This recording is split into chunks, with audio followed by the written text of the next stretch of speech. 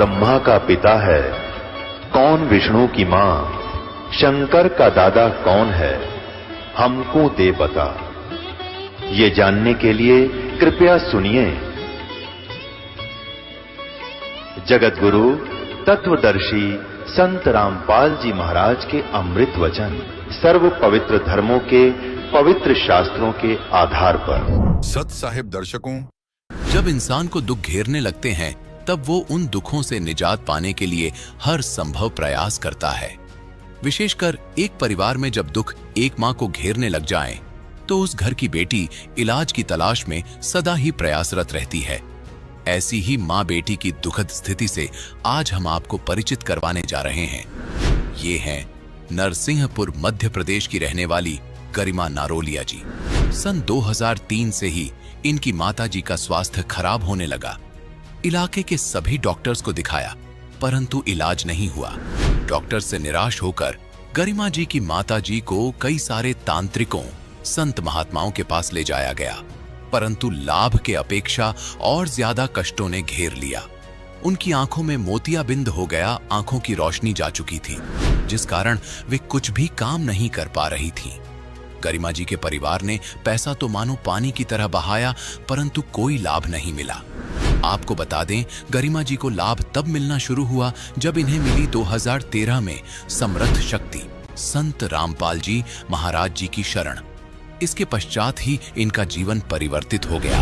माता जी की बीमारी तो मानो छूमंतर हो गई। सुनिए गरिमा जी का साक्षात्कार, एक संत की दिव्य आध्यात्मिक शक्ति का चमत्कार। बहन जी नमस्कार। नमस्कार सर। क्या नाम है जी आपका? गरिमा नारोलिया। कहाँ से आए हैं आप? करेली, जिला नरसिंहपुर, मध्य प्रदेश से। संत रामपाल जी महाराज जी से नाम दीक्षा कब लिया आपने? मैंने 14 जुलाई 2013 में संत रामपाल जी महाराज जी से दीक्षा ली थी। संत रामपाल जी महाराज जी से नाम दीक्षा लेने से पहले आप क्या भक्ति साधनाएं करते थे? सर जब बहुत छोटे थे तब तो कोई भक्ति इतनी इंटरेस्ट से करते नहीं थे क्योंकि बहुत छोटे थे तो दुख भी नहीं था कोई, तो भगवान में इतना इंटरेस्ट भी नहीं था।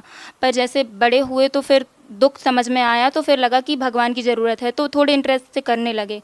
मैं ब्राह्मण फैमिली से बिलोंग करती हूँ तो हमारे यहाँ पे बहुत ज़्यादा कर्मकांड होता था, मतलब हवन वगैरह और मूर्ति पूजा बहुत होती थी तो मैं भी उनके साथ लग जाती थी हवन में और सब कुछ में। और ऐसा है कि एग्ज़ाम के टाइम या रिजल्ट के दिन भगवान को याद कर लिया, बस इससे ज़्यादा कुछ नहीं करती थी बहुत छोटे में।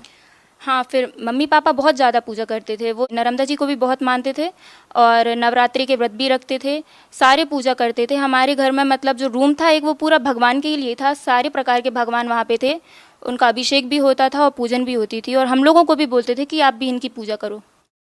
बहन जी कहा जाता है कि मनुष्य जन्म में गुरु बनाना बहुत जरूरी होता है, हर मनुष्य को गुरु बनाना चाहिए। हमारा सवाल आपसे ये है कि हिंदुस्तान में बहुत सारे धर्मगुरु हैं, आपने संत रामपाल जी महाराज जी को ही अपना गुरु क्यों बनाया? संत रामपाल जी महाराज का मैंने जब मुझे मेरी मौसी ने बताया था इनके बारे में तो मैं इतना कुछ जानती नहीं थी। मैंने ज्ञान गंगा पुस्तक ली और क्योंकि उस टाइम पे मैं देवी देवताओं की पूजा करके बहुत परेशान हो गई थी। बहुत छोटे में नहीं करती थी मगर जब मम्मी की तबीयत ख़राब हुई थी तो मैंने भी उनके साथ देवी देवताओं को मानना शुरू कर दिया था। उनके लिए व्रत रखने लगी थी और रोज़ पूजा करके जाती थी। पापा मम्मी दोनों मतलब जहाँ पे जाते थे, हम लोग के यहाँ पे दुर्गा पाठ होता था, मम्मी की तबीयत के लिए कुछ भी होता था तो मैं पूरे सेवा भाव से इसीलिए करती थी कि शायद इससे कुछ लाभ हो जाएगा। पर जब शक्ति माता जो हम लोग की कुलदेवी हैं तो उनने भी बोल दिया था कि मैं इनकी रक्षा नहीं कर पाऊँगी, ये मेरे बस के बाहर हैं, तो मेरे मन से बिल्कुल भगवान हट ही गए थे कि मतलब हम तो इनके लिए दिवाली भी बनवाते हैं और नवरात्रि में इनकी पूजा भी करते हैं और अब जब यही हमारे लिए हाथ खड़े कर देंगे तो हम कहाँ जाएं। फिर मुझे लगा कि शायद गुरु होने ज़रूरी हैं। मैं बहुत छोटे में मेरे नाना जी हैं हंसा देश से जुड़े थे, उनसे भी बोलती थी कि मुझे गुरु बनवा दीजिए, पर वो उन्होंने बोला कि आप बहुत छोटी हो अभी। फिर मुझे रामपाल जी महाराज जी का सत्संग अच्छा लगा और मैंने सिर्फ एक तत्वदर्शी संत इस टाइटल के भरोसे में वहाँ चली गई थी क्योंकि मैंने कहीं ना कहीं सुना था कि जो तत्वदर्शी संत होते हैं गीता में तो वो सबसे बड़े संत होते हैं और मुझे इस टाइटल का कोई भी संत नहीं मिला था। मैं सिर्फ टाइटल के भरोसे गई थी और मुझे उनका ज्ञान थोड़ा बहुत अच्छा लगा था तो मैंने मौसी से कहा कि नहीं मौसी मैं भी जाऊँगी, तो इसीलिए मैंने उनसे दीक्षा ली थी। संत रामपाल जी महाराज जी से नाम दीक्षा लेने के बाद आपको क्या लाभ मिले? मुझे ऐसे तो बहुत सारे लाभ हुए हैं पर मैं आपको कुछ मेन बताती हूँ। ये मम्मी जी हैं मेरी और 2003 से मतलब जब हम लोग नए घर में शिफ्ट हुए तभी से इनकी बहुत ज़्यादा तबीयत धीरे धीरे ख़राब होना शुरू हुई। पहले तो हम लोगों ने इतना ज़्यादा डीप लिया नहीं, फिर लगा कि इसका इलाज कराना ज़रूरी है, तो हम लोग ने बहुत जगह इलाज भी कराया।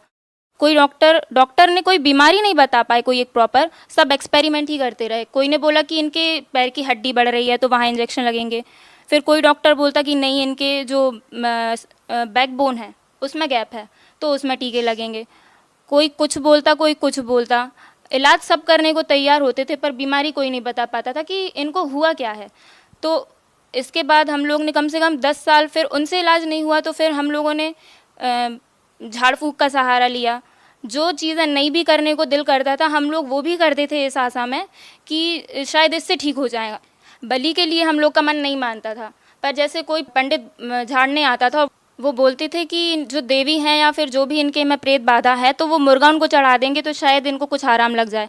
हम लोग का मन नहीं भी मानता था कि मतलब पशु बलि हम क्यों दें किसी निर्जीव की, मगर ये सोचते थे कि शायद इससे ही आराम लग जाए। तो हम लोग उनको पैसे देते थे कि हम लोग नहीं चढ़ाएंगे, आप हमारी तरफ से आप चढ़ा दीजिएगा। हम लोग ने वो भी किया। उसके बाद हम लोगों के घर में दोष बता दिया कि आप लोगों ने जहाँ पे प्लाट लिया है वहाँ पे जिनका प्लाट था उनके कुल देवता हैं तो वो आपसे स्थान मांग रहे हैं तो आप इनको स्थान दो। कोई बोलता कि नीचे देवी की बहुत पुरानी मूर्ति गड़ी हुई है तो इसकी पूजा होगी। हमारे घर में इतने खीले ठोके उन्होंने और आके और कोयले से हवन करते थे, पूरा घर काला हो जाता। बहुत बहुत झाड़ फूँक, यहाँ तक नहीं बोलते थे कि आपके पैतृक गाँव में, पैतृक जो आपका घर है वहाँ पे आपका दोष है, तो वो वहाँ पे भी गए, वहाँ पे भी झाड़ फूँक करके, और कोई नहीं बोलता था कि इनको कुछ नहीं है। हाँ, इनको प्रेत बाधा है, इनको बीजासेन देवी हैं, मतलब सब अपने तरीके से सब बताते थे इलाज, मगर उनका कोई प्रॉपर आराम नहीं लगता था। और फिर किसी ने बता दिया कि 5 बील के पत्ते, 5 गुलाब के पत्ते, 5 ये पत्ते वो पत्ते, इनका मिला के घोल पीना तो तुम्हारी तबीयत ठीक हो जाएगी। उससे इनको आराम तो लगा नहीं, इनकी आँखों में इतनी सारी दवाइयाँ खाने के बाद इन्फेक्शन और हो गया। धीरे धीरे इनकी आंखों की रोशनी कम होने लगी। तो इनको यही लगता था कि बच्चे छोटे हैं और गृहस्थी कच्ची है तो हम इलाज का इतना करा नहीं पाएंगे। इन्होंने पहले हम लोग को बताया नहीं कि मेरी आंखों में दिखने में प्रॉब्लम है, ये छुपाती रहीं। धीरे धीरे करके वो इतनी बढ़ गई, इनकी आंखें लाल हो जाती थी, तड़कती थी, दिन भर सोती रहती थी। कोई रिश्तेदार हम लोग का काम करने नहीं आता था। हम लोग बस मैं, मेरा भाई और पापा सब मिल के घर का काम करते थे।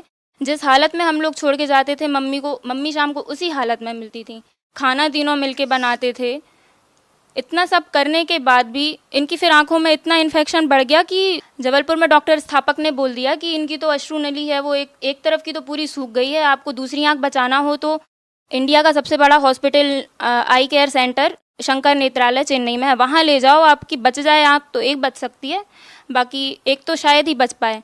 तो हम लोग उस दिन तो रात में हम लोग ने किसी ने खाना नहीं खाया कि इतना सब करने के बाद हम लोग के साथ गलत पे गलत होता जा रहा है। वहाँ पे गए तो इनको साइन करा के किडनी सोलॉन, जो कि मतलब हड्डियों के लिए जहर बताया गया है, उसको साइन करा के देते हैं कि यदि आप इसके बाद बचते हैं तो बचते हैं, लास्ट स्टेज रहती है, इसके बाद कोई ट्रीटमेंट रहते ही नहीं है डॉक्टरों के पास। वो इनको दिया गया। इसके बाद उनकी आँखों में मोतियाबिंद हो गया, दोनों आँखों में। एक आँख में हुआ, फिर एक का ऑपरेशन कराया, फिर उसके बाद तो एक का ही करा पाए थे, फिर मैंने नाम ले लिया। इतनी सारी पूजा कराने के बाद भी, तांत्रिक विद्या कराने के बाद भी हम लोग को लाभ तो नहीं मिलता था, ऊपर हम लोग धंसते ही जा रहे थे। पापा की जितनी सैलरी आती थी सारी मम्मी के इलाज में चली जाती थी, और ना वो अपने ऑफिस को टाइम दे पाते थे, ना हम अपने स्कूल को, ना मम्मी घर को। हम लोग का मतलब परिवार पूरा एक इंसान की बीमारी में पूरा परिवार बर्बाद हो रहा था। इतने सारे डॉक्टरों को दिखाया, तांत्रिकों को दिखाया, जो उन्होंने बताया वो किया भी। सबको दिखाने के बाद भी कोई इलाज, कोई आराम नहीं मिला मम्मी को। फिर उसके बाद संत रामपाल जी महाराज जी से नाम दीक्षा लेने के बाद फिर हमारे घर की सारी दिक्कतें दूर हो गई। सबसे पहले मम्मी को आराम लगने लगा, और उसके बाद जितनी भी फाइनेंशियल कंडीशन ख़राब हो चुकी थी मम्मी की बीमारी में, वो भी धीरे धीरे ठीक हो गई थी। क्या नाम है जी आपका? अनीता नारोलिया। कहाँ से आए हैं जी आप? MP से। जैसा कि आपकी बेटी ने बताया कि आपको बहुत सारी प्रॉब्लम थी, आपने तांत्रिकों को भी दिखाया, डॉक्टरों को भी दिखाया, बहुत सारे संतों के पास भी आप गए, लेकिन कहीं पर भी आपको आराम नहीं मिला। उसके बाद जब आप संत रामपाल जी महाराज जी के पास जाते हैं तो आप ठीक हो जाते हैं। क्या ये सही है? जी सही है। इतने सारे डॉक्टरों को आप दिखाते हैं, इतने सारे संतों के पास आप जाते हैं, आप ठीक नहीं होते, लेकिन जैसे ही आप संत रामपाल जी महाराज से नाम दीक्षा लेते हैं तो आप ठीक हो जाते हैं। ये कैसे हो सकता है? आपको क्या लगता है? उनके मंत्रों में शक्ति है, मंत्रों का जाप करने से धीरे धीरे आराम लगने लगा। अच्छा, आपसे एक बात और पूछना चाहेंगे कि जो भी संत रामपाल जी महाराज जी से नाम दीक्षा लेता है, निसंदेह उसकी शारीरिक पीड़ाएं, मानसिक समस्याएं और जो भौतिक लाभ वो चाहता है वो प्राप्त हो जाती हैं। हम आपसे जानना चाहेंगे कि संत रामपाल जी महाराज जी से नाम दीक्षा लेने के बाद आपको क्या क्या लाभ मिले। और जैसे ही मैं नाम दीक्षा लेके आई थी, मैंने जुलाई में नाम दीक्षा ली थी और राखी का त्यौहार था। मैं राखी तो बांधने से मैंने मना कर दिया था कि मैं राखी अब किसी को नहीं बांधूंगी, पर मेरी बुआ जी आई थी गांव से, तो उन्होंने बोला कि ठीक है तुम नहीं बांधोगी तो भी चलो मेरे साथ गांव चलो, वहाँ पे दादी से मिल के आ जाना। तो बरसात का टाइम था और पहाड़ी नदियाँ बहुत रहती हैं हमारे गांव में, तो हम लोग जा रहे थे। जाते टाइम एक पुल था गहरा, उससे होके जाते हैं तो वहाँ पे पहाड़ी नदी आ गई थी। तो बस वालों, जैसे बस की बॉडी ऊपर होती है, तो बस वालों ने तो अपनी गाड़ी निकाल ली। गाड़ी मेरा भाई ड्राइव कर रहा था, वो भी मुझसे 3 साल ही बड़ा है, कोई ज़्यादा बड़ा भी नहीं है। तो उसने भी उसकी देखा से कि गाड़ी तो निकाल ली। और जैसे ही हम लोग गांव गए, वहाँ पे थोड़ा आधे घंटे का टाइम लग गया हम लोग को। लौटे तो फिर वो नदी इतनी बढ़ गई थी कि हम लोग के सामने से गाय और बछड़े बहते जा रहे थे। कोई भी वहाँ पे मतलब पैदल और किसी भी तरीके से, बस वालों ने भी जाने से मना कर दिया था कि नहीं अब इसके आगे बस नहीं जाएगी, अब ये नदी बहुत बढ़ चुकी है, यदि हम जाएंगे तो हम बह जाएंगे। फिर भी उसके बाद क्या पता कि किस तरीके से लीला होनी थी परमात्मा की, हम लोगों के भाग्य में कुछ इस तरीके की दुर्घटना लिखी थी। मेरे भाई का दिमाग फिरा, उसने कहा ठीक है मैं गाड़ी निकाल के देखता हूँ। तो मैंने नाम लिया था। उस गाड़ी में मैं भी थी, मेरी चाची थी और हमारा पूरा परिवार था, बुआ जी भी थी, सब लोगों थे। मैं मंत्र जाप कर रही थी और बोल रही थी, हे बंदी छोड़, हे सदगुरु रामपाल जी महाराज, आज मेरी रक्षा कर लीजिए, मेरे साथ मेरा पूरा परिवार चला जाएगा। और ये भाई मान नहीं रहा है वापस जाने को। उसने गाड़ी निकाली, फिर भी इतनी तेज़ बोलेरो गाड़ी थी, उसकी बॉडी भी ज़्यादा ऊपर नहीं होती है, तो इतनी तेज़ वहाँ से निकली गाड़ी। और जैसे ही एक लहर आई, हम लोग वहाँ पे बह गए। गुरुजी ने, संत रामपाल जी महाराज जी ने इतनी रक्षा की हम लोगों की कि वो जो गाड़ी का टायर था वो वहाँ से एक छड़ निकली थी, उसमें फंस गया। और फंस जाने के बाद भी हम लोग उसके आगे निकल गए। आगे चल के थोड़ी दूर पे वो पंचर हो गया। यदि वो पंचर नहीं होता या फिर उसमें फंसता नहीं तो भी हम बह जाते, और यदि वो पहले पंचर हो जाता तो हमारी गाड़ी ही नहीं निकलती। उस दिन तो हम लोगों की सबकी मौत थी। बंदी छोड़ ने हम सब लोगों को जीवन दान दिया। बहन जी, आज संत रामपाल जी महाराज जी इन बातों को लेकर के काफी सुर्खियों में रहते हैं कि जो भी उनसे नाम दीक्षा लेता है वो नशा छोड़ देता है। लाखों लोगों का नशा संत रामपाल जी महाराज जी ने छुड़वाया है। क्या आपका भी ऐसा कोई अनुभव है कि आपके परिवार में कोई नशा करता हो जिसने संत रामपाल जी महाराज जी से नाम दीक्षा लेकर नशा छोड़ दिया हो? हाँ जी, हम लोगों के यहाँ पे बिल्कुल, मेरे पापा भी नशा करते थे, मेरे दादाजी भी नशा करते थे। पापा जी सिगरेट भी पीते थे और तम्बाकू भी खाते थे और पत्ते भी खेलते थे। उसके कारण मम्मी पापा की कई बार झगड़ा भी हो जाता था, पर फिर भी वो छोड़ते नहीं थे। उनने कई बार भागवत में संकल्प भी कर लिया था कि मैं आज से तम्बाकू नहीं खाऊंगा, पर फिर भी उनकी संकल्प करने के बाद भी वो 1-2 दिन छोड़ जाते थे और फिर उसके बाद फिर से खाने लगते थे। उनको प्रॉब्लम हो जाती थी गैस की, तो उसके कारण हम लोग के घर में लड़ाई भी होती थी। मेरे दादाजी की उम्र 80 साल हो गई थी। उन्होंने 4 साल की उम्र से तंबाकू खाना शुरू किया था, पर उन्होंने भी नर्मदा परिक्रमा में कई बार तंबाकू छोड़ी। वो खुद से कोशिश करते थे, उन्हें समझ में आता था कि ये गलत चीज़ है, पर आदत पड़ जाने के कारण वो लोग छोड़ ही नहीं पा रहे थे। उसके बाद जब से उन्होंने संत रामपाल जी महाराज जी से नाम दान लिया, तब से उनकी भी उसी दिन से तंबाकू छूट गई। वो कुछ नहीं खाते। मेरे पापा जी भी अब कुछ नहीं खाते। क्या आपके पापा जी ने भी बिल्कुल नशा छोड़ दिया है? हाँ, पूरी तरीके से उन्होंने नशा छोड़ दिया है और वो भक्ति करते हैं। क्या वो बिल्कुल नशा नहीं करते? बिल्कुल नहीं। इतने सारे लाभ मिले हैं आपको संत रामपाल जी महाराज जी से नाम दीक्षा लेने के बाद, आप भगत समाज को क्या संदेश देना चाहेंगी?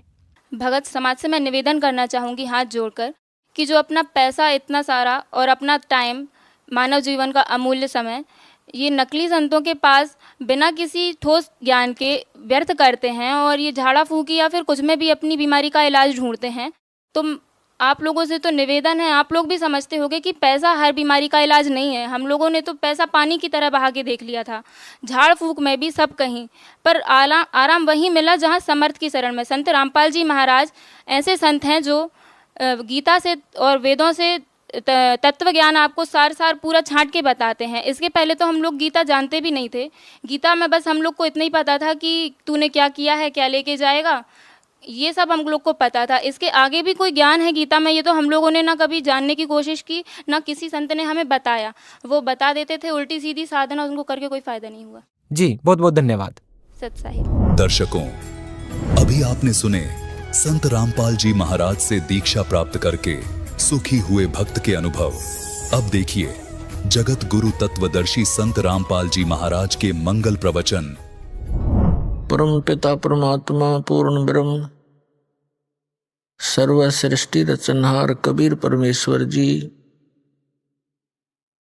ये हमारे सभी के जनक हैं।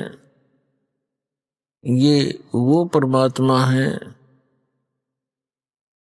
जो इस जीव के तुमेव माता च पिता तुमेव, तुमेव बंधु च सखा तुमेव, तुमेव विद्या च द्रविण तुमेव, तुमेव सर्व मम देव देव। वास्तव में ये हमारे माता व पिता के गुण रखते हैं, हमारे माता व पिता हैं। यही हमारे वास्तव में बंधु हैं, सखा हैं, भाई हैं, रिलेटिव हैं।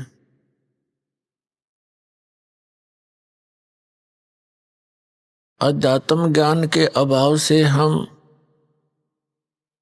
अपने उस सर्वगुण संपन्न परम साथी को, परम पिता को, परम मित्र को भूलकर हम उन नासवान प्राणियों को अपना संरक्षक, साथी, मित्र आदि मानकर उन्हीं के इर्द गिर्द हम घूमते रहते हैं।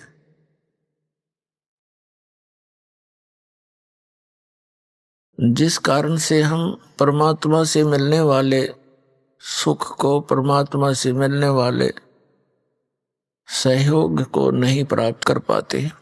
सत्संग के माध्यम से ये ज्ञान दिया जाता है। समर्थ का शरणाग हो रंग होरी हो, कबू न हो ए काज राम रंग होरी हो। समर्थ का शरणाग हो, उस समर्थ की शरण प्राप्त करो, उसका आश्रय लो, जिस कारण से आपका कभी भी कोई बुरा नहीं होगा। वो समर्थ कौन है,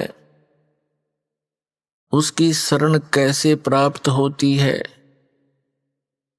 ये जानकारी सत्संग से हमें मिलती है। इस संसार में यदि कोई दुर्लभ वस्तु है तो सत्संग है। विष्णु पुराण के अंदर लिखा है, देवी पुराण के अंदर भी प्रमाण है कि सबसे उत्तम जो तीर्थ है वो सत्संग है। और इस सत्संग का मिलना अति दुर्लभ है। तो पुण्यात्माएं ये समझेंगे कि सत्संग तो बहुत प्राप्त है, जहां देखे वही संत सत्संग कर रहे हैं। आजकल इस टीवी चैनलों के माध्यम से भी बहुत से संत जन अपने विचार व्यक्त करते हुए आपको नजर आते हैं, परंतु वे सत्संग नहीं कर रहे। वो तो कोरी झूठ बोल रहे हैं, बकवाद कर रहे हैं। अपने आत्माओं, जो व्यक्ति प्रथम बारी दास के इन सत्य वचनों को सुनता है, ऐसे लगते हैं जैसे कुनीन खा ली हो। कुनीन जैसा टेस्ट होता है। और जब इस ज्ञान से आप परिचित हो गए यथार्थता से कि जो दास बोल रहा है ये सारी सत्य है, तो उस समय आपको ये मनुखा दाख की तरह लगेंगे ये वचन दास के। सत्संग के बिना प्राणी कितनी गिरावट में आ चुका है। आज आप देख रहे हो, और आज से 50 वर्ष पहले का माहौल भी हमने देखा है, जब हम कुछ थोड़े बहुत जानने योग्य हुए होंगे। 10-11 वर्ष के थे। उस समय बाजार में जाते थे 90% दुकानदार भगवान से डरने वाले होते थे। आज उसके विपरीत हो चुका है। इस दास ने सन 1977 में सर्विस ज्वाइन की थी as a junior engineer civil irrigation department Haryana में। उस समय पूरे विभाग के अंदर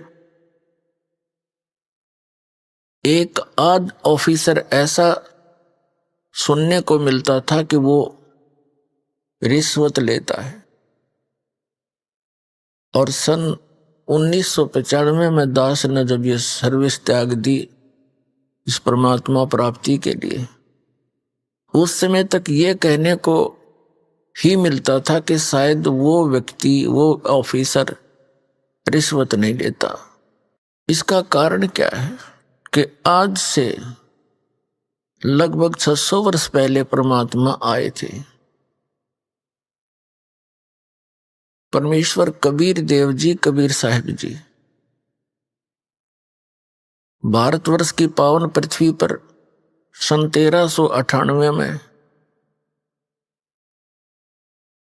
ज्येष्ठ सुदी पूर्णमासी संवत 1455 में कमल के फूल के ऊपर एक लहर तारा नामक तालाब में परमात्मा एक शिशु रूप धारण करके प्रकट हुए थे। वहां से उनको नीरू नीमा नाम के जुलाहा दंपति उठा ले गए थे। वो किस उद्देश्य से आए थे कि उस समय हाहाकार मची हुई थी पूरे क्षेत्र में, भारतवर्ष में। भक्ति के स्थान पर बकवाद शुरू कर रखी थी। ऊत भूत की पूजाएं, झाड़े झपटे, ये इस प्रकार की चीजों पर, वस्तुओं पर भोली आत्माओं को उलझा रखा था,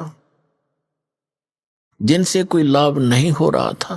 हाहाकार मची थी। तब परमात्मा जो हमारे पिता हैं, हमारे साथी हैं, हमारे मित्र हैं, मित्र वही होता है जो मित्र के साथी के दुख में दुखी हो। तो यही हमारा सच्चा मित्र है, यही हमारे पिता हैं, यही हमारी माता है, जो तीनों लोकों में प्रवेश करके सबका धारण पोषण करता है। तो उस समय इस परमात्मा ने उन दुखी प्राणियों को, जो सब जगह धक्के खा चुके थे, झाड़े झपटे भी करा चुके थे, सब पूजाएं करके थक चुके थे, अंतिम सांस गिने थे, कोई किसी कारण से परेशान था, कोई निर्धनता के कारण दुखी था, कोई शरीर से दुखी था, कोई तीन ताप के कष्ट को भोग रहा था। उस समय परमात्मा ने ये यथार्थ ज्ञान और यथार्थ भक्ति मंत्र, जिनसे हमें लाभ मिलना था परमात्मा की तरफ से, वो दिया था।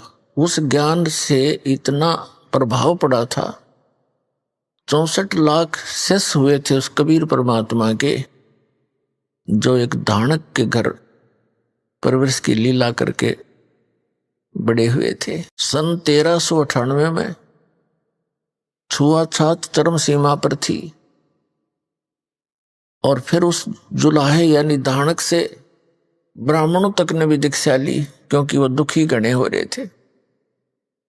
उनकी दुर्गति हुई पड़ी थी, कहीं से कोई सहारा नहीं मिल रहा था।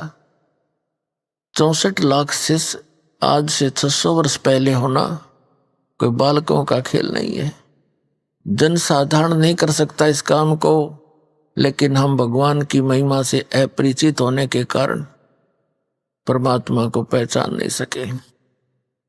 उस समय भारतवर्ष की कुल आबादी मुश्किल से 4 करोड़ होगी। कौन से भारत की? अफगानिस्तान, बलोचिस्तान, पूर्वी और पश्चिमी पाकिस्तान, इराक, ईरान, गजनीव तक ये भारतवर्ष ही था। उस समय 4 करोड़ आबादी मुश्किल से होगी। और उस 4 करोड़ आबादी में से परमात्मा के 64 लाख शिष्य थे। ना कोई मीडिया था। आज तो कोई भी व्यक्ति एक स्थान पर बैठ के और थोड़ी सी अटपट करके लाखों जीवों को भ्रमित कर सकता है, प्रभावित कर सकता है। उस समय 64 लाख से सोना एक बहुत बड़े आश्चर्य की बात है। भगवान बिना नहीं हो सकता। और फिर कोई विशेष आडंबर नहीं शरीर के ऊपर, बाह्य आडंबर नहीं। सिंपल मैन एक धानक जो लाहा कपड़ा बुने, क्योंकि वो समर्थ थे, उनके वचन में शक्ति थी और जो मंत्र जाप करने को वो देते थे उससे बहुत लाभ होता था। और जो गलती करते थे उनको हानि भी पैरेलल हो जाती थी, तो वो डरते थे।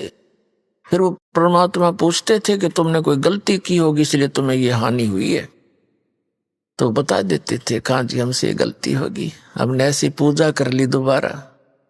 तो परमात्मा ने कहा नहीं, ये कबीर साहब ने बताया है कि 100 वर्ष तो सतगुर पूजा एक दिन आन उपासी, वो अपराधी आत्मा भाई पड़े काल की फांसी। 100 वर्ष तक गुरुदेव के द्वारा बताए गए सत्य साधना कर रहे हो और एक दिन भी आन उपासना कर ली, अन्य पूजा जो तुम पहले डले डोया करते, कहते हैं वो अपराधी आत्मा फिर पड़े काल की फांसी। तो पुण्यात्मा, इस परमात्मा के शब्द कोश में असंभव शब्द नहीं है। ये वो कबीर भगवान है, वो पूर्ण ब्रह्म है, परम अक्षर ब्रह्म है, सर्वशक्तिमान है। इसकी डिक्शनरी में इम्पॉसिबल वर्ड नहीं है। लेकिन हम इससे लाभ नहीं उठा पा रहे हैं। इसका मुख्य कारण यह है कि हम इस पर विश्वास नहीं कर पा रहे। और फिर विश्वास ना होने से हम मर्यादा ठीक नहीं रखते।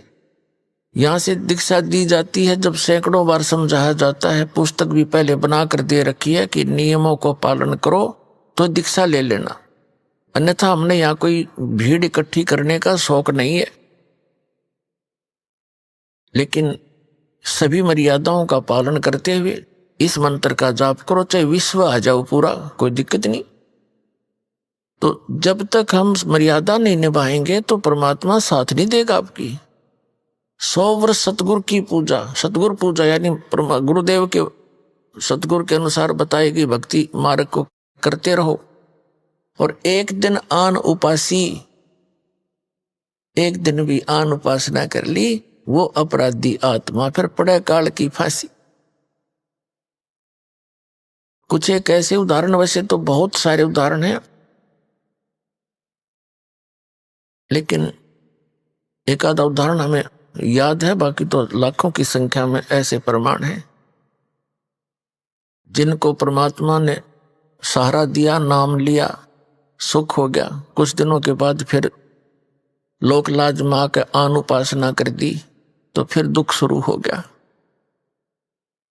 उसका समाधान क्या है कि पुनरुपदेश ले, अपना नाम सुचारू करावे। कनेक्शन कटने के बाद पावर काम नहीं करती तो परमात्मा का नाम खंडित हो जाता है, आपका कनेक्शन कट जाता है किसी गलती से, नाम खंडित हो जाता है आपका। नाम खंडित होने के बाद फिर वो परमात्मा की पावर तो आप में रही नहीं, वो काम करेगी नहीं, तो आपका जो पावर से होने वाला, शक्ति से होने वाला कार्य नहीं हो पाएगा।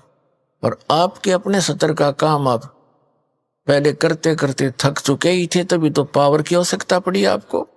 एक जींद के अंदर एक लाला जी है, अब भी है वो हमारा सेवक, अब भी आते हैं बच्चे, और उसकी पत्नी, उनके एक लड़की, 2 जुड़वा लड़के, लड़की बड़ी थी, लड़के छोटे थे। उस समय वो 7-8 वर्ष के हों थे। अब उसके घर में के कैर टूट गया।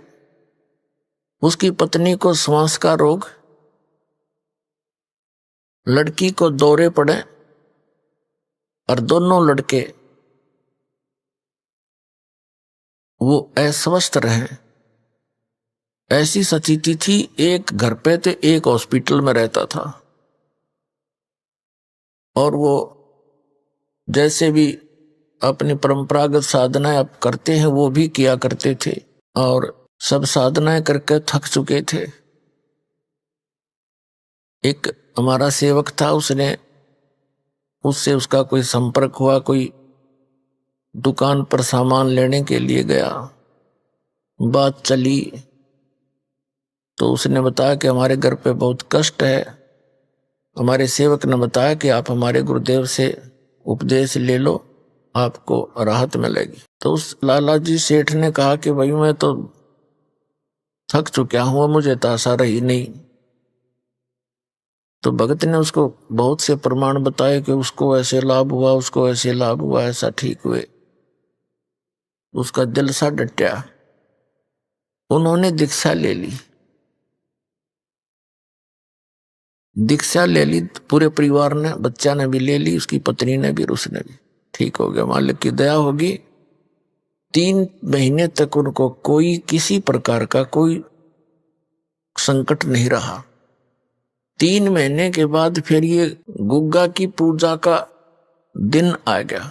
नाम लेने से पहले सब मर्यादाएं बता दी जाती हैं कि ऐसे ऐसे मत करना। एक उसकी कोई सहेली थी, वो उसके घर पे आ गई उस दिन, और वो किसी दूसरे पंथ से दीक्षित थी,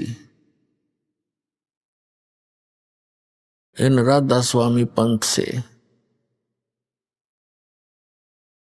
उसने आके कहा कि आज तो यह नवमी है गुग्गा वाली, तेने गुग्गा जी की पूजा नहीं करी आज। पहले वो सामूहिक करा करते थे। वो कहने लगी ना, हम ही पूजा नहीं कर सकते क्योंकि हमने गुरु बना लिया। तो उसकी सहेली कहने लगी कि हमने भी बना रखा गुरु तय, पर यह पूजा नहीं छोड़नी चाहिए, इससे हानि बहुत हो जाती है। उसने 2-3 उदाहरण दे दिए। उस हमारे एक रिश्तेदार ने ये पूजा छोड़ दी थी, उसकी भैंस मर गई, उसने ऐसे कर दिया था, उसको ये नुकसान हो गया है, वैसी डरा दी। अब उसने वो गुग्गा फिर पूज दी।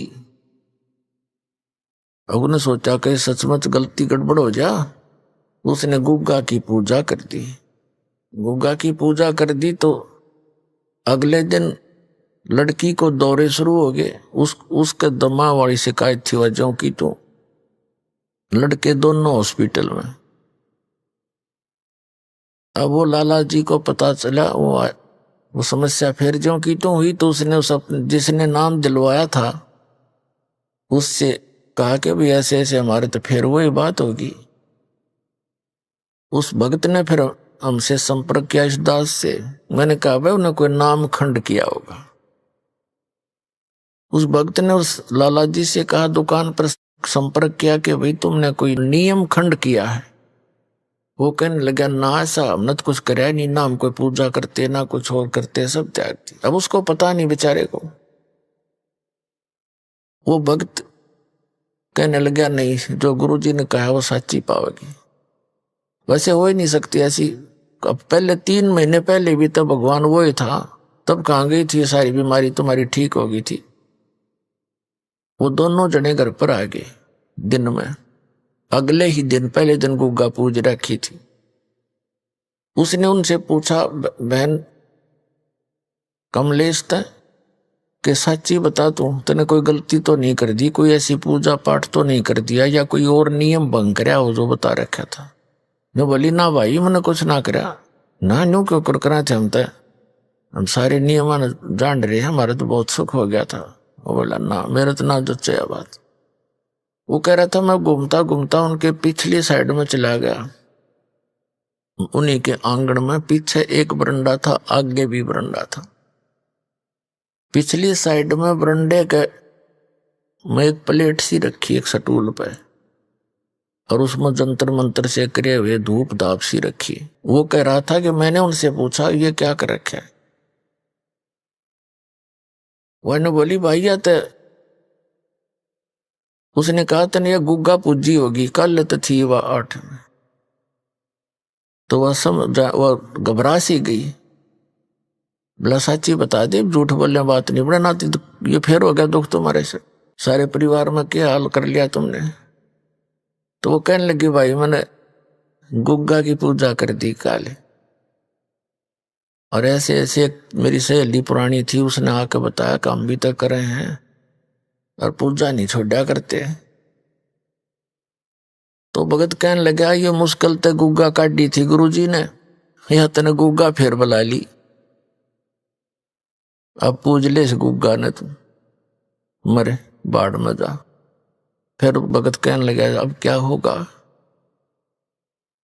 फिर मैंने उनसे कहा था कोई नियम खंड कर रखा है, उपदेश दोबारा ले। दोबारा उपदेश लिया उन्होंने। आज उन बातों ने 15 साल हो गए, उनका कांटा भी नहीं लग गया। पुण्यात्माओं, विश्वास करो इस परम पिता के ऊपर। अब भी आते हैं वो, आज आए भी होंगे आज। तो कहने का भाव ये है कि कबीर परमात्मा कहते हैं जब लग हंसा हमारी आना और काल लगे नी तेरा बाणा। जब तक ये पुण्यात्मा मेरी मर्यादा में रहेगा, काल तेरा अटैक नहीं हो सकता उस घर पे। हम जानबूझ के श्लोक लाज में आके या अपनी अज्ञानता से घबरा के भगवान से दूर हो जाते हैं, फिर तो काल तैयार बैठा है। ये तो कष्ट ही दे सकता, सुख तो दे ही नहीं सकता। अब किक्कर के पेड़ पे, बबूल के पेड़ पे कोई आम खोजने लगे तो कितना मूर्ख होगा वो। आम तो आम पर ही मिलेंगे, आम के पेड़ पर ही मिलेगा आम का फल। तो कबीर परमात्मा आम का पेड़ है, ये काल भगवान बबूल का पेड़ है, इसमें कांटों के अतिरिक्त कुछ नहीं मिला। तो कहने का भाव ये पुण्यात्माओं, 100 वर्ष सतगुरु की पूजा, एक दिन आन उपासी और वो अपराधी आत्मा, फिर पड़े काल की फांसी। तो ये दृढ़ता के साथ इस नियमों का पालन करते हुए इस परमात्मा की शरण में रहो। समर्थ का शरणागहो रंग होरी हो, कदे न हो ए काज राम रंग होरी हो। एक किसान भगत था, वो बता रहा था जी एक दिन मैं अपनी बहन के चला गया, उसके जमीन अधिक थी, वर्षा होगी, हमारे यहाँ वर्षा हुई नहीं। तो उसका संदेशा आ गया कि भाई जमीन जो है काफी, अब वर्षा के कारण सारी ही जमीन को की गुड़ाई करनी पड़ेगी हल से। मैं दोनों बैल अपने लेकर, हल लेकर के वहां बहन के वहां चला गया।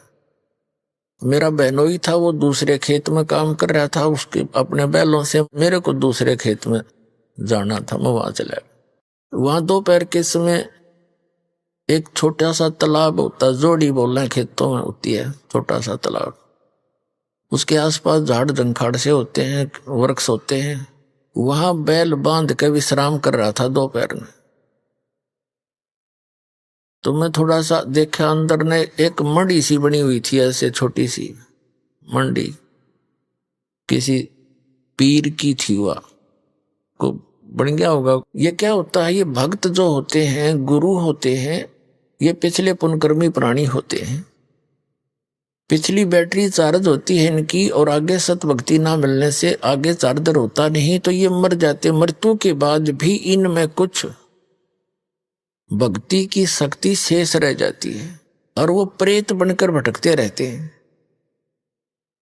फिर वो मंडी बनवाते हैं, उसमें विश्राम करते हैं इतने को 4 ईंटों के अंदर।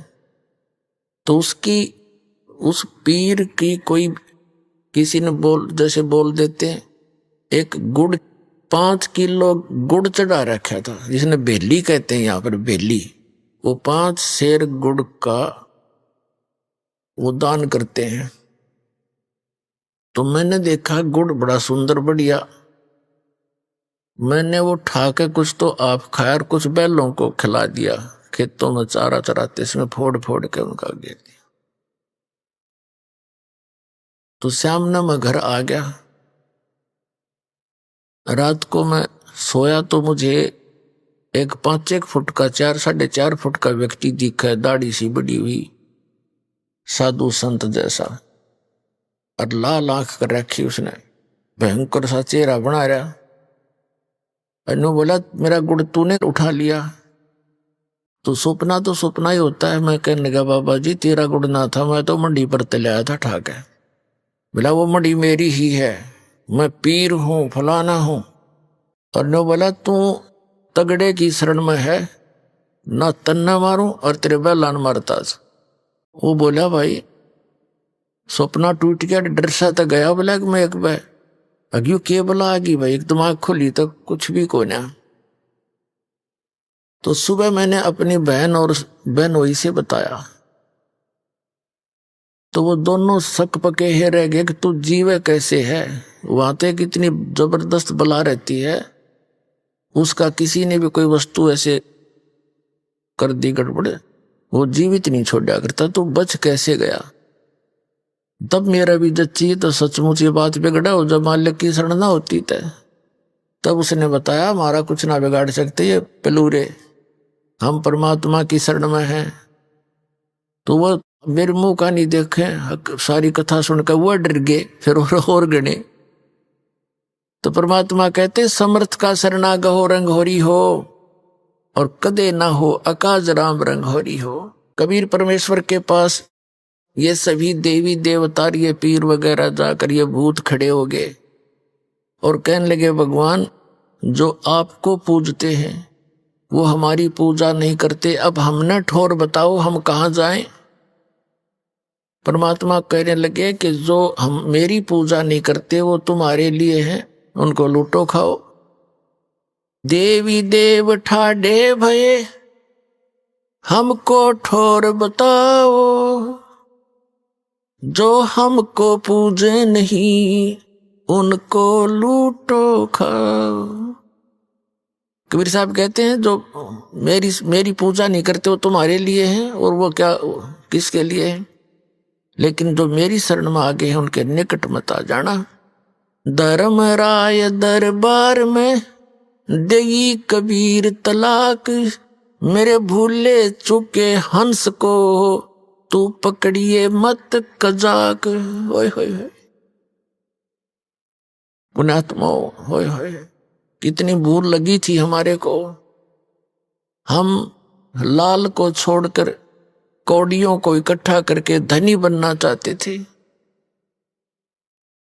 इतने समर्थ परमात्मा कबीर साहब वो जुलाहा दानक जो काशी में आए थे, जिनको एक कवि कहकर हमने उनके इतिहास को बंद कर रखा था। पुण्यात्मा ऋग्वेद मंडल नंबर 9 सूक्त नंबर 86 के मंत्र 26 और 27 में, ऋग्वेद मंडल नंबर 9 सूक्त 82 के मंत्र 1, 2, 3 में, ऋग्वेद मंडल नंबर 9 सूक्त 94 के मंत्र 1 में, ऋग्वेद मंडल नंबर 9 सूक्त 95 के मंत्र 2 में, ऋग्वेद मंडल नंबर 9 सूक्त 96 के मंत्र 16 से लेकर 20 तक, और ऋग्वेद मंडल नंबर 9 सूक्त 20 के मंत्र 1 में, ऋग्वेद मंडल नंबर 9 और सूक्त 1 मंत्र 8, 9 में, और भी अनेकों स्थानों पर कबीर परमात्मा की और परमात्मा की यथार्थता भरी पड़ी है। उसमें लिखा कि वो परमात्मा ऊपर रहता तीसरे मुक्ति धाम में, और वहां से गति करके चल के आता है, बिजली जैसी गति से, बहुत तीव्रता से, सेकंड के अंदर, और अच्छी आत्माओं को मिलता है और उनको यथार्थ ज्ञान से परिचित कराता है। उनमें से जिन अच्छी आत्माओं को कलयुग में परमात्मा मिले, जो दास के नोटिस में है, कौन कौन है? आदरणीय धर्मदास साहिब जी, जिनको परमात्मा स्वयं आकर के एक जिंदा महात्मा के रूप में वो परम पुरुष खुद आए और सतलोक लेकर गए। 3 दिन और 3 रात तक धर्मदास जी भी अचेत पड़े रहे। घर वाले ने सब जंतर मंत्र करा लिए, सब औषधि करवा ली, कोई फर्क नहीं हुआ। तीसरे दिन सब ब्रह्मांड दिखाकर अपने स्थिति से परिचित कराकर वापस छोड़ दिया। फिर उस पुण्य आत्मा ने उस कबीर परमेश्वर की आंखों देखी महिमा कबीर सागर के अंदर कलम तोड़ लिख रखी है। आदरणीय मलुकदास साहिब जी को मिले, आदरणीय नानक साहिब जी को बेई नदी पर वर्तमान में पश्चिमी पाकिस्तान के अंदर बेई नदी है, सुल्तानपुर शहर के साथ से बह रही है। सुल्तानपुर शहर में नानक साहिब जी सुल्तानपुर के नवाब के यहाँ मोदी खाने में नौकरी किया करते थे। प्रतिदिन उस बेई नदी पर स्नान करने जाते थे। वह परमात्मा 2 बार मिले उनको। दूसरी बार उनको जो मिले तो नदी में डुबकी लगवाई, उनको अंतर ध्यान करवाया, सचखंड लेकर गए। अभी आपने सुने संत रामपाल जी महाराज के मंगल प्रवचन। आइए अब सुनते हैं संत रामपाल जी महाराज से नाम दीक्षा लेकर सतभक्ति करके अद्भुत लाभ प्राप्त करने वाले अनुयायी के विचार। दर्शकों, ये कहानी है आगरा की मीना वर्मा जी की, जो एक साधारण शिक्षिका थीं, लेकिन उनका जीवन साधारण नहीं था। रोजमर्रा के संघर्षों और पूजा पाठ में डूबे होने के बावजूद उनके घर में शांति का कोई अता पता नहीं था। मीना जी गायत्री परिवार और साकार विश्वरी धार्मिक संस्थानों से जुड़ी हुई थीं, लेकिन इनके जीवन में सुकून का कोई संकेत नहीं था। स्कूल में पढ़ाने के दौरान मीना जी की मुलाकात एक सहायक अध्यापिका से हुई, जो संत रामपाल जी महाराज की अनुयायी थीं। वे अक्सर संत रामपाल जी का सत्संग और आरती सुनती थीं। मीना जी उनकी इस साधना से प्रभावित होने लगी। लेकिन कहते हैं ना, जब आप सही रास्ते पर चलने की कोशिश करते हैं तो शैतान आपको सही रास्ते से भटकाता है। इसलिए ही शायद मीना जी के जीवन में अजीब घटनाएं घटने लगीं। उन्हें भयावह छवियां दिखाई देने लगीं, जो इन्हें डराने लगीं। परंतु संत रामपाल जी महाराज का सत्संग सुनने और ज्ञान गंगा पढ़ने के बाद मीना जी के अंदर धीरे धीरे एक बदलाव आने लगा। फिर इन्होंने संत रामपाल जी महाराज से नाम दीक्षा ली।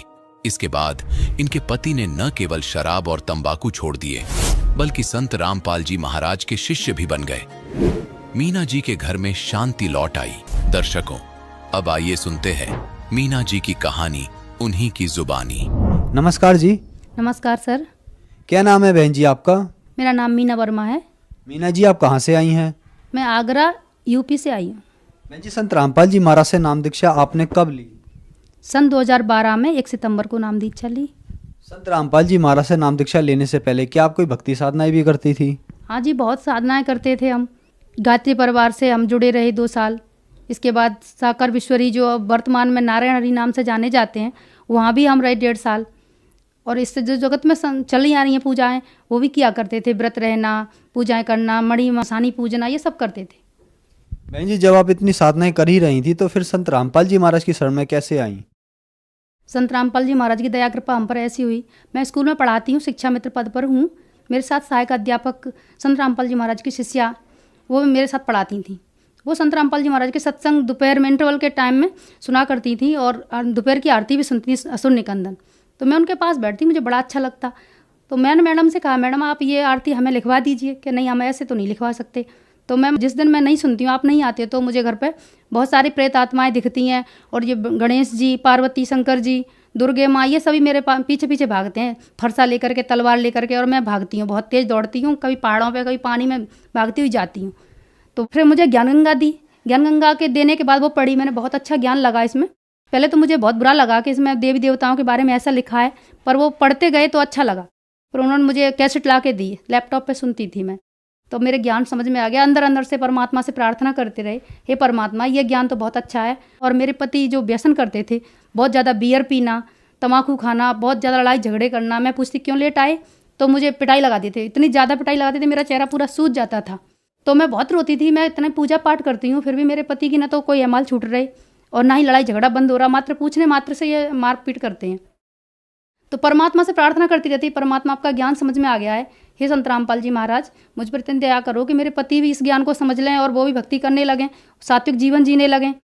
तो ऐसे करते करते एक दिन मैं सत्संग से आई, लौट के साकर विश्वरी में जाया करती थी संडे के दिन।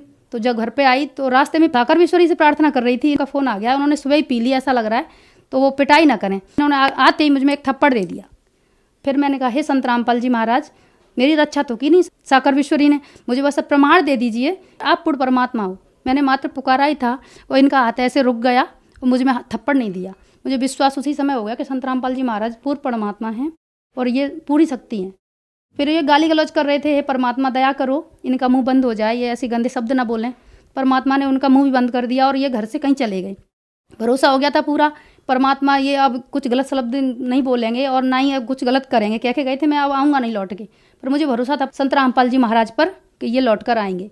तो मैं ऐसे रो रही थी, हे परमात्मा संत रामपाल जी महाराज अब कैसे आऊँ आपके यहाँ? आपकी कैसेट सुनती हूँ तो ये लैपटॉप बंद कर देते हैं, कहते हैं यहाँ पर नहीं बजाओगी, और आपका नाम लेती हूँ तो कहते हैं कि वहाँ नहीं जाओगी। अब मैं आपके यहाँ कैसे आऊँ? तो ऐसे ही मैं रो रही थी तो परमात्मा सामने मेरे घर में ही मैं लेटी थी, वो एक विंडो है खुली हुई है, वहाँ पे गुरुजी मुझे दिखाई दिए, धोती कुर्ता पहने हुए और गले में सापा डाले। तो मैंने गुरुजी आप मेरे घर पर? परमात्मा को देख के मैं बैठ गई और ऐसे हाथ जोड़ लिए, हाँ बेटा मैं तेरे पास आया हूँ। तो मैं रोने लगी बड़ी तेज तेज, हे परमात्मा अब मैं आपके यहाँ कैसे आऊँ? मेरे पति तो मना करते हैं कि बेटा ये राम शरण बहुत अच्छा है, तो मैं मेरे यहाँ पे लेकर आएगा, ये भक्ति कर तुझे करवाएगा, खुद भी करेगा। तो मुझे विश्वास हो गया। फिर परमात्मा ने उतर के आए सीढ़ियों से और मुझे अपने सीने से लगा लिया, मैं पूरा परमात्मा में समा गई थी। इतना तेजोमय संत रामपाल जी महाराज चमक रहे थे कि यहाँ पे मैं कोई प्रकाश नहीं बता सकती। ट्यूबलाइट जलती है इस तरह की बहुत सारा प्रकाश था। अब विश्वास हो गया कि परमात्मा आए हैं और उन्होंने कह दिया भक्ति करेंगे। सतलोक आश्रम में चली गई और मेरे पति मेरे साथ गए, बोलते गए कि मैं तो सुधरूंगा नहीं, तुम ले तो जा रही हो, पर मुझे विश्वास था परमात्मा जरूर सुधार देंगे। तो वहाँ चले गए, नाम दीक्षा हमने ले ली, मेरे बच्चों ने ले ली। बहन जी, क्या संत रामपाल जी महाराज से नाम दीक्षा लेने के बाद आपको कुछ लाभ भी प्राप्त हुए? बहुत भाई साहब, बहुत लाभ प्राप्त हुए मैं सर। संत रामपाल जी महाराज से नाम दीक्षा लेने के बाद मेरे पति को ये ज्ञान समझ में आ गया। वहाँ की व्यवस्था देखी, वहाँ का जो मेंटेन था, भक्तमती एक तरफ, भगत जी एक तरफ, खाने पीने की व्यवस्था बहुत अच्छी, और गुरुजी ने जो सत्संग सुनाया था उस सत्संग से प्रभावित हुए और मेरे पति देव ने भी नाम दीक्षा के लिए मन बना लिया। गुरुजी ने कहा था कि जो व्यसन करते हैं, तम्बाकू खाते हैं, शराब पीते हैं, उनके साथ आपको खाना नहीं खाना है। तो हम और बच्चे एक साथ खाना खाते थे, मेरे पति अलग खाना खाते थे। उनको यह बहुत बुरा लगता था कि अब मैं भी यहाँ से दीक्षा ले लूँगा तो आप लोग मेरे साथ खाना खाओगे? हाँ बिल्कुल खाएंगे, आप गुरुजी से दीक्षा ले लेंगे। तो मैं जब से आई नाम ले करके अपने घर, तो मेरे पति ने 8 दिन में ही बिल्कुल बियर छोड़ दी थी, तम्बाकू खाना भी छोड़ दिया था, और गुरुजी की चर्चा करते थे। बहुत अच्छा लगा, बहुत घर में शांति हो गई, ऐसे सुख की गंगा सी बहने लगी मेरे घर में। और मेरी मम्मी बहुत ज़्यादा बीमार रहती थी, उन्हें 25 साल हो गए थे सांस की बीमारी को। डॉक्टर्स कहते थे आपको आजीवन दवा खानी पड़ेगी, आप ठीक नहीं होगे। जब परमात्मा के ज्ञान से प्रभावित हो गए, गुरुजी कहते सभी लोग नाम लें, सुखी हों, अपना जीवन धन्य बनाएं। तो ऐसा प्रयास रहता था, हे परमात्मा मेरे परिवार वाले, मेरे मायके वाले, ससुराल वाले सभी ये ज्ञान को समझ लें और वो भी आपकी शरण में आ जाएं। तो माँ से बोलती रहती थी, मम्मी चलो आप वहाँ। मेरी बेटी भी कहती थी, तो मेरी माँ को लगा कि ये बार बार बोलती है, मेरी बेटी लाओ, ले लेते हैं नाम दीक्षा। तो मन बना लिया था उन्होंने कि मैं जाऊँगी, अब की बार तुम जाओगी सतलोक आश्रम में तो मुझे ले चलना। तो इतना उनको बोलने मात्र से उनको दवा नहीं खानी पड़ी। पूरे रात भर हम चले ट्रेन में, वहाँ भी कोई दिक्कत नहीं हुई, आश्रम में पहुँच गई, मेरी मम्मी को दवा नहीं खानी पड़ी। मेरी मम्मी ने नाम दीक्षा ले ली। नाम दीक्षा लेने के बाद गुरुजी ने घर पर दर्शन दिए और कहा कि बेटा इस दवाइयों को फेंक दो, इनकी तुम्हें अब ज़रूरत नहीं पड़ेगी। माँ ने मुझे फ़ोन करके बताया घर पे आने के बाद कि जब से दीक्षा लेकर आए हैं तब से मुझे गुरुजी ने दर्शन दिया और ऐसा बोला है, हाँ मम्मी दवा फेंक दो आप, गुरुजी ने कहा। तो मेरी माँ ने दवा फेंक दी और मेरी माँ संत रामपाल जी महाराज की दया कृपा से मेरी माँ की 25 साल पुरानी सांस की बीमारी ठीक हो गई और वो घर का सारा काम कर लेती हैं जो बिल्कुल नहीं कर पाती थी। मेरी बड़ी दीदी के पित्त की थैली पूरी पथरी से भरी हुई थी, तो मैं उनसे बोलती रहती, दीदी आप संत रामपाल जी महाराज से आप दीक्षा ले लें और उनके ज्ञान को समझें, आपकी सारी बीमारियां ठीक हो जाएंगी, सबकी बीमारी ठीक कर रहे हैं। तो बार बार बोलने से दीदी के मन में तो आ गया। जब डॉक्टर ने कहा आपका ऑपरेशन होगा, बिना ऑपरेशन के ये पथरी ठीक नहीं होती है और पूरी थैली आपकी भरी हुई है, दीदी बहुत घबरा गई कि मैं ऑपरेशन नहीं कराऊंगी। तो उनको नाम भी याद नहीं रहा था, संत रामपाल जी महाराज, हे मीना के गुरुजी मैं आपसे दीक्षा ले लूँगी पर मेरा ऑपरेशन ना हो। तो ऐसा बोलने के बाद हॉस्पिटल में गई और उन्होंने चेकअप कराया, तो डॉक्टर ने कहा कि मेरे जीवन का ये पहला केस है कि बिना ऑपरेशन के पित्त की थैली खाली हो चुकी है, ये तो चमत्कार है, ऐसा कैसे हुआ। तो दीदी के अंदर से विश्वास बढ़ गया कि मीना के गुरुजी ने मेरे पर दया कर दी है और मैं इसीलिए ठीक हो गई हूँ। और रो रही थी कि मैं शंकर जी की इतनी पूजा करती थी, कुछ दया नहीं करी। शंकर जी ने उन्होंने दर्शन दिए और कहा कि मेरे बस की बात नहीं है कि मैं तुम्हारी बीमारी काट देता, तो फिर आप पूजा क्यों करवा रहे थे। तो बस इतना बोले और शंकर जी उन्हें दिखाई देना बंद हो गए। फिर मेरी दीदी ऐसे गुरुजी से अंदर अंदर से बात करती रही, हे मीना के गुरुजी अब मुझे दर्शन दे दो, दया करो। तो उनको दर्शन दिए, मेरी दीदी ने प्रणाम किया उनको हाथ जोड़कर, तो प्रकाश आ रहा था पर गुरुजी का सिंहासन पीछे हट रहा था। संत रामपाल जी महाराज और कबीर साहब उन्हें दिख रहे थे, वो सिंहासन पीछे जा रहा था। पर उन्हें विश्वास हो गया और उन्होंने मेरे से फ़ोन पर बात करने के लिए जिया जी से बोल दिया, हॉस्पिटल में भर्ती हो चुकी थी कि मैं इलाज कराऊंगी, दर्द बंद नहीं हो रहा है पेट का। तो डॉक्टर ने कहा पित्त की थैली तो आपकी खाली हो चुकी है पर आपकी जो सारी पथरी आहार नाल में जा चुकी है, इसलिए आपके दर्द हो रहा है। तो ये तो मैं तार डाल दूंगा, डॉक्टर ने कहा कि तार डालने से ये ठीक हो जाएंगी, सारी निकल जाएंगी।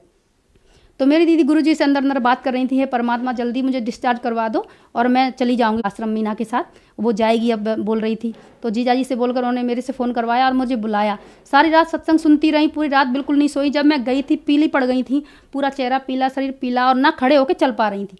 सारी रात सत्संग सुनी, थोड़ा सोती थी और सुनती ज़्यादा रहती थी। सुबह वो खुद चल करके वॉशरूम चली गई, नहा भी ली और डॉक्टर ने आकर चेकअप किया कि आप तो ठीक हो, आप जा सकते हो, डिस्चार्ज हो गया। वो घर चली गई, बस दिन में ही वो चली गई, नाम दीक्षा ले ली। वो बिल्कुल स्वस्थ हैं और ठीक है। काल भगवान उन्हें लेने आया था गेट पे से, जब वो ठीक होकर चली गई घर पे तो वो खड़ा था एक भयंकर सा व्यक्ति गेट पर। उन्होंने डर लग रहा था देख करके, हृदय कँप रहा था। तो उसने उनको उठा लिया और ऊपर ले जाने लगा। तो उन्होंने संत रामपाल जी महाराज का नाम लिया, हे संत रामपाल जी महाराज मेरी रक्षा करो, मुझे तो कोई ले जा रहा है। तो ऐसा उन्होंने पुकारा, वैसे उसने वहीं से छोड़ दिया और दीदी वापस अपने शरीर में आ गई। तो दीदी का पूरा शरीर पसीना पसीना हो गया था, यहाँ तक मल निकल गया था, इतनी भयंकर पीड़ा हुई थी उनको जब वो ले गया था निकाल के तब। पर दीदी को खूब विश्वास हो गया और वो चली गई, संत रामपाल जी महाराज से नाम दीक्षा ले ली। आज दृढ़ता से भक्ति कर रही हैं, पूरा परिवार भक्ति कर रहा है। जीजा जी का एक्सीडेंट हो गया, परमात्मा ने बचा लिया। बेटा का भी एक्सीडेंट हो गया, उसको भी बचा लिया। और बेटा बाद एक पार्क में लेटा था, पीछे सांप उनके पैर पे बैठा रहा। उस बेटा ने समझा कि मेरा दोस्त अपना हाथ रखे है। तो जब उसने फुसफुस की आवाज़ करी है तब उसने देखा पीछे क्या है, तो देखा तो सांप, डर के मारे पैर हटाया तो सांप भाग गया पर काटा नहीं। ऐसे आए दिन परमात्मा चमत्कार करते रहते हैं, दया करते रहते हैं। मेरा एक्सीडेंट हो गया था बहुत भयंकर, मैं टर्न ले रही थी, अब तो एक व्यक्ति ने नया सीखा हुआ था, उसने तेज़ गाड़ी मेरे में ठोक दी, मेरी गाड़ी टूट गई आगे से। बिल्कुल देखकर कोई नहीं कहेगा कि मैं कैसे बची, पर मैं हवा में तैरती हुई और थोड़ी दूर जा कर के नीचे गिरी। मेरी बस कमर में थोड़ा चोट लगी थी और ये कोहनी छिल गई थी, इतना ही 2-4 रुपए की दवा लेके मैं ठीक हो गई, बस पट्टी करा ली थी। परमात्मा ने बहुत रजा करी। मेरी बेटी के 3 एक्सीडेंट हो गए नामदान लेने के बाद। बुलेरो वाले ने, बेटी उतरी स्कूल की वैन में से, दूसरा बुलेरो वाला आ रहा था, उसने बेटी की कमर में धक्का ऐसे एक्सीडेंट दिया कि मेरी बेटी बहुत तेज़ दूर गिरी। मैं छत पे थी तो मुझे ऐसा लगा जैसे दीवार गिरी हो कहीं, पर देखा तो मैंने कहा एक्सीडेंट किस में हो गया। देखा तो मेरी बेटी, मैंने बेटा इतनी जोर से लगी तुम्हारे, कि नहीं माँ मेरे तो कहीं नहीं लगी, आवाज़ तो बहुत तेज़ हुई थी। पर संत रामपाल जी महाराज ने इतनी दया करी कि मेरी बेटी के एक्सीडेंट होने के बाद भी उससे कहीं नहीं लगी। और उसके बाद अभी 6-7 महीने हुए हैं कि मेरी ननद गाड़ी चला रही थी प्लेटिना, तो वो भी ले जाती हैं मेरी बेटी को अपने साथ। तो दूसरा व्यक्ति ने भी ठोक दिया उनको रॉन्ग साइड में, तो मेरी बेटी और वो दोनों गिर गई। तो मेरी ननद की ये टूट गई थी हड्डी यहाँ की, और मेरी बेटी बस बीच रोड पे गिरी और तुरंत खड़ी हो गई। उसने अपनी बुआ को खड़ा किया और जिन लोगों ने 2 लड़कों ने ठोका था उनको खड़ा किया। 2 बुरी तरह घायल हो चुके थे। पूरे गांव वालों ने, अड़ोसी पड़ोसियों ने देखा और कहा संत रामपाल जी महाराज की शिष्य है, इसलिए खुशी के कहीं नहीं लगी। और उसकी बुआ के तो बहुत लग गई और तुरंत हॉस्पिटल ले गए। मेरी बेटी के कहीं कोई ढका अभी तक नहीं हुआ था, मालिक ने दया कर दी, वो ठीक हो गई बिल्कुल। मेरे बेटे ने गाड़ी चलाने लगा छोटी उम्र में ही, 12 साल का था, तो उसके दोस्त ने गाड़ी मांग ली। वो इतनी तेज़ गाड़ी चला रहा था, कवर नहीं कर पाया, तो मैक्स वाले ने ठोक दी। तो 200 मीटर तक मेरा बेटा और वो लड़का साथ वाला खचरता हुआ चला गया, गाड़ी भी घिस गई और उस लड़के का पूरा चेहरा ये छिल गया। पर मेरे बेटे के मात्र अंगूठे में लगी थी, पैर के अंगूठे में, जो खुद ही गाड़ी चला के लाया घर पे और मुझे उसने बताया। उसका दोस्त 1-1.5 महीने बाद ठीक हुआ था। संत रामपाल जी महाराज ने हम पर इतनी दया कृपा की है। संत रामपाल जी महाराज की दया कृपा से हम 7 बहनों में से 6 बहनों ने नाम दीक्षा ले ली है और हम 6 बहनें सुखी जीवन जी रहे हैं। मेरे माँ बाप को बेटियों के ससुराल की ओर से कोई दिक्कत नहीं है, हम लोगों के जीवन से वो भी सुखी हैं बहुत। बहन जी, संत रामपाल जी महाराज से नाम दीक्षा लेने के बाद आपको अद्भुत लाभ मिले, तो जो श्रद्धालु आज आपको देख रहे हैं आप उन्हें क्या कहना चाहेंगी? सर जी, मैं तो उनसे सबसे यही कहना चाहूँगी, आप पढ़े लिखे हो, आप भगवान को पाने के लिए इतने परेशान होते हो, जगह जगह जाते हो, आप संत रामपाल जी महाराज के सत्संग को सुने, उनके वचनों को सुने, यूट्यूब पर सुने, टीवी चैनलों पे, कई चैनलों पे आते हैं, उनको सुने, उनसे नाम दीक्षा लें और अपना कल्याण करवाएं और सतलोक जाने का रास्ता क्लियर कर रहे हैं संत रामपाल जी महाराज। बहन जी, संत रामपाल जी महाराज से नाम दीक्षा कैसे ले सकते हैं? संत रामपाल जी महाराज से नाम दीक्षा लेने के लिए बहुत ही आसान तरीका परमात्मा ने दे दिया है। संत रामपाल जी महाराज ने, संत रामपाल जी महाराज के सत्संग कई चैनलों पे आते हैं, उनके नीचे पट्टी चलती है, उस पट्टी पर बहुत सारे नंबर चलते रहते हैं। कोई भी नंबर आप नोट करें और उन पर डायल कीजिए, फ़ोन कीजिए, वो आपको नज़दीकी नामदान केंद्र का पता बता देंगे। वहाँ पर जाकर आप संत रामपाल जी महाराज से नाम दीक्षा प्राप्त कर सकते हैं। धन्यवाद जी। सत साहिब।